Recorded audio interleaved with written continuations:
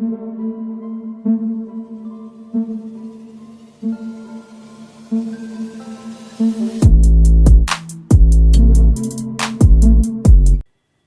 दोस्तों, scary story official में आप सबका स्वागत है। आज की कहानी की तरफ बढ़ने से पहले चैनल को सब्सक्राइब कर लीजिए और अगर कहानी अच्छी लगती है तो प्लीज़ लाइक एंड कमेंट करना मत भूलिएगा। दोस्तों, आज की कहानी मुझे लगता है आप लोगों को ज़रूर पसंद आएगी क्योंकि बहुत ही ज़्यादा डरावनी है और बहुत ही ज़्यादा इंटरेस्टिंग है। तो कहानी है विष्णुप्रिया की। ये नाम गाँव वालों ने ही फेमस कर दिया और इसी नाम से अब गाँव वाले उन्हें जानते हैं। तो बात शुरू करते हैं प्रिया की। प्रिया अपने घर की इकलौती बेटी है और गांव में उसका बहुत नाम है क्योंकि पढ़ाई में वो बहुत अच्छी है और हर बार स्कूल में टॉप करती थी और अब वो कॉलेज में है। कॉलेज में भी वो टॉप में है लड़कियों में, और लड़कों में विष्णु। ये दोनों की दोस्ती बचपन की है, दोनों बचपन के दोस्त हैं और अब बड़े हो गए हैं। पर एक बात है जो गाँव के लोग नहीं जानते हैं, क्योंकि विष्णु और प्रिया दोनों बचपन से साथ रहे हैं, दोनों एक दूसरे को बहुत पसंद करते थे। एक दिन ऐसे ही प्रिया के घर वालों की बातें विष्णु ने सुनी थी, जिससे उसे ये लगा कि प्रिया की शादी के लिए रिश्ते आ रहे हैं। अब विष्णु वैसे तो उसे दोस्ती मानता था, लेकिन जब उसे पता चला कि प्रिया की शादी हो जाएगी और प्रिया चली जाएगी, तब उसे एहसास हुआ कि वो प्रिया को खो नहीं सकता है। तो एक दिन उसने प्रिया से ये बात कही और बोला कि अगर तुम्हारी शादी किसी से हो जाएगी तो मैं तो रह नहीं पाऊँगा तुम्हारे बिना, क्योंकि बचपन से हम साथ में रहे हैं। तो यही चीज़ प्रिया भी बोल रही थी। प्रिया भी विष्णु को बहुत पसंद करती थी, पर इन लोगों के शादी ना होने का एक कारण और भी था, क्योंकि प्रिया ऊंचे कुल की थी और विष्णु नीचे कुल का था। तो अब इन दोनों की शादी तो नामुमकिन थी, लेकिन फिर भी अब विष्णु जॉब करने लगा था। कॉलेज की पढ़ाई के साथ साथ वो एक जॉब भी करता था, जिससे अपना खर्चा खुद ही उठाता था।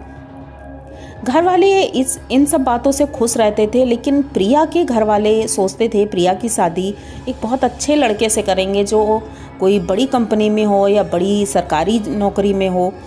तो यही सोच करके उनके घर वाले रिश्ते देख रहे थे। अब ये दोनों सोचते हैं कि हम क्या करें। प्रिया अपने घर वालों से बताती है कि मुझे विष्णु पसंद है और मैं उससे शादी करना चाहती हूँ। हम दोनों अपनी लाइफ के बारे में काफ़ी कुछ सोच चुके हैं कि हमें क्या करना है क्या नहीं करना है, लेकिन घर वाले नहीं मानते हैं। अब विष्णु के घर वाले एक दिन जाते हैं प्रिया के घर और बातचीत करते हैं। तो प्रिया के घर वाले उन्हें धुतकार कर भगा देते हैं और कहते हैं तुम्हारे जैसे बहुत आते जाते हैं, लेकिन मैं अपनी लड़की तुम्हारे जैसे नीच कुल में बिल्कुल नहीं दूंगा। अब इस बात से विष्णु भी बहुत दुखी होता है। वो प्रिया से बोलता है कि जीते जी तो हम नहीं मिल पाए हैं, तो मरने के बाद तो ज़रूरी मिलेंगे, कोई हमें अलग नहीं कर पाएगा। पर अगर तुम्हारी दूसरी जगह शादी हुई तो मैं तुम्हें अपने पास लेकर के ही जाऊंगा। अब ये बात प्रिया समझ नहीं पाती है। प्रिया कहती है ऐसी नौबत ही नहीं आएगी, हम दोनों साथ में ही रहेंगे। प्रिया अपने घर वालों को मनाने की बहुत कोशिश करती है, लेकिन घर वाले इमोशनल ब्लैकमेल करके प्रिया की शादी एक जगह फिक्स कर देते हैं। जब घर वाले इतना ज़्यादा बोलते हैं तो प्रिया भी कुछ नहीं कह पाती है और हाँ वो कर देती है। अब शादी की डेट आ रही थी और अभी 15 दिन बाकी थे। जल्दी जल्दी में सब कुछ हुआ था। एक दिन प्रिया घर से बाहर जाती है अपनी मम्मी के साथ। शॉपिंग करने गई थी शादी की, और वहाँ पर कुछ ऐसी घटनाएं होती हैं जो देख करके उनकी मम्मी बहुत डर जाती हैं। प्रिया के और भी दोस्त थे, वो सब वहाँ मार्केट में मिले थे और वो सब उनकी मम्मी को समझा रहे थे कि आंटी जी आप प्रिया की शादी विष्णु से कर दीजिए। हम सब ही जानते हैं कि ये दोनों बचपन के दोस्त हैं और एक दूसरे को बहुत पसंद करते हैं, अच्छे से जानते हैं। लेकिन उनकी मम्मी घबरा गई थी ये सारी बातें सुन करके, तो वो प्रिया का हाथ पकड़ती हैं और सीधे घर लेकर आती हैं। दूसरे ही दिन प्रिया जब उनकी एक दोस्त का फ़ोन आता है तो प्रिया एकदम से चुपचाप अपने रूम में बैठी थी। तो उनकी मम्मी जाती हैं, पूछती हैं क्या बात है, तो वो कुछ बोल ही नहीं रही थी। काफ़ी देर तक वो शांत रहती, बिल्कुल शांत रहती, कुछ नहीं बोल रही थी। तो इनके पापा भी परेशान हो जाते हैं। सब लोग बहुत चाहते थे उसे, लेकिन वो कुछ बोल नहीं रही थी। लगभग आधा दिन गुजर गया था और प्रिया एकदम चुपचाप वैसे ही अपने बेड के ऊपर बैठी थी। घर वाले परेशान हो जाते हैं, आखिर क्या हो गया है। उसे हिलाते हैं डुलाते, वो पानी तक नहीं पी रही थी, खाना भी नहीं खा रही थी। तो घर वाले जब ज़्यादा परेशान हुए तो इसके दोस्तों को फ़ोन किया। जब दोस्तों को फ़ोन किया तब पता चला कि विष्णु अब इस दुनिया में नहीं रहा। अब ये बात सुन करके उनकी माँ को बहुत ज़्यादा सदमा लगा, क्योंकि उन्होंने अभी आज ही तो ये बातें सुनी थी और ऐसा कैसे हो गया अचानक। वो पूछती है उनसे कि आखिर ऐसा क्या हुआ था। तो उन्होंने बताया कि प्रिया की कल शादी है और विष्णु ये सारी चीज़ें नहीं देख सकता था, इसलिए उसने अपनी जान दे दी। तो प्रिया की मम्मी कहती हैं कि अब हम तो कुछ नहीं कर सकते हैं, लेकिन जो भी हुआ बहुत बुरा हुआ।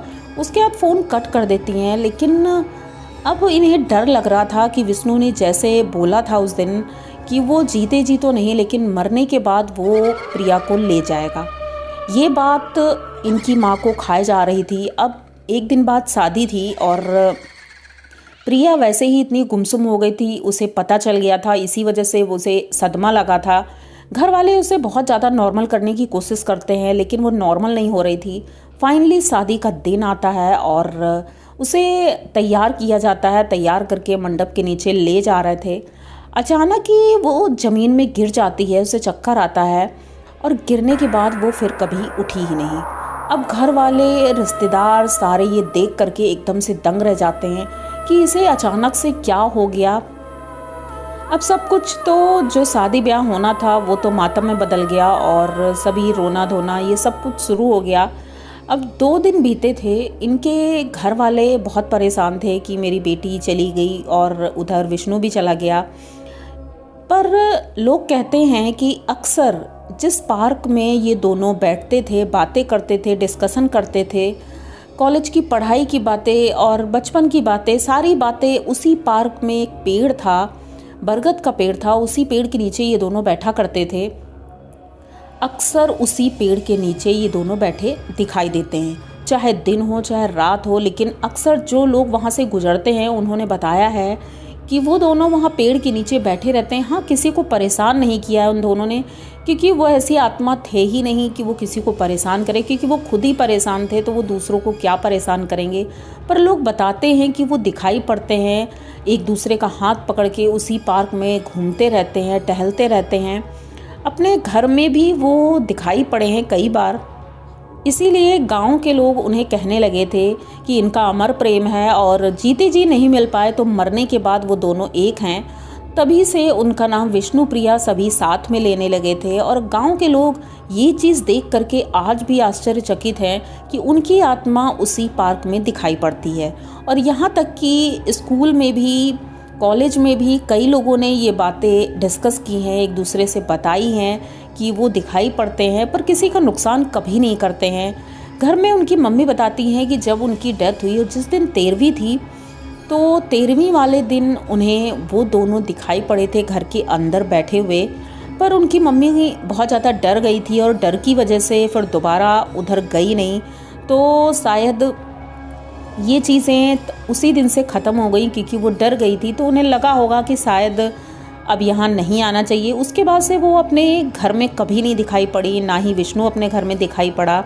विष्णु के घर वाले तो वैसे ही बहुत परेशान थे, क्योंकि वो भी उनका इकलौता लड़का था और एक लड़की की वजह से उसकी जान चली गई। तो उनके घर वाले तो कुछ कर नहीं सकते थे। उन्होंने तो बहुत प्रयास किया था कि शादी हो जाए, लेकिन शादी नहीं हुई। तो ये कहानी थोड़ा इमोशनल थी पर बहुत मुझे अच्छी लगी। आप लोगों को कैसी लगी? अगर अच्छी लगी हो तो प्लीज़ चैनल को सब्सक्राइब करिए, लाइक कमेंट करिए, शेयर करिए और बने रहिए हमारे साथ। मिलते हैं फिर किसी नई कहानी में, तब तक के लिए डरते रहिए।